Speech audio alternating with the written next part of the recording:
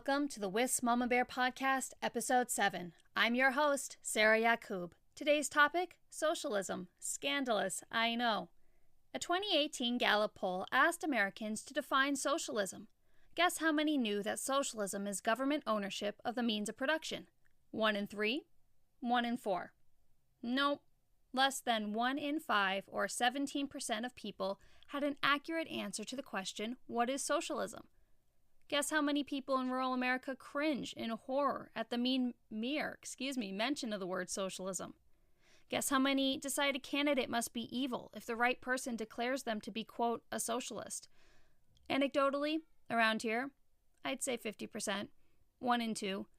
We've been so heavily conditioned to not only fear socialism, but to loosely apply it to just about anything a given politician wants people to hate.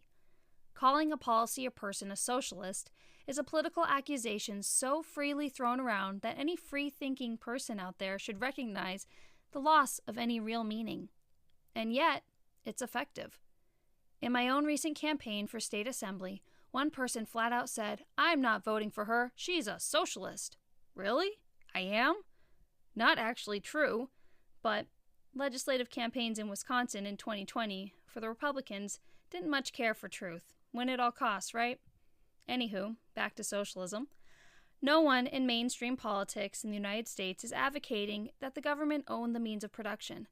No one in mainstream politics is actually, by definition, a socialist. Is that it? Can we be done with the name-calling, mislabeling, and irrational hysteria? Sadly, no. As long as folks at Fox News and persons holding public office bang the socialism drum, however misinformed, there will be people to think it is true. So here we are, beating our heads against the same wall, hoping that maybe, just maybe, folks can step away from identity politics and have a rational conversation about what is actually going on. Around here, we're so heavily conditioned to not talk about politics that hard conversations are that much harder. Nothing about talking politics in Hudson, Wisconsin is fashionable or socially convenient. Do so at your own peril and buckle up for some fun local bullies. The cost, however, of not having these conversations is that we as a community continue to pay the price of those willing to exploit us. As a mother with children in this community, the mama bear in me isn't wired to just sit down and stick my head in the sand. It cannot be that those entrusted to serve get a lifetime pass for the harm they cause simply because words like socialism are so triggering that they distract us from what's really going on. If we're triggered and emotional, rational conversation becomes impossible. So, here we are, having hard conversations in hopes that maybe, again, just maybe, we can diffuse the vitriol, untangle the misunderstandings, and move forward.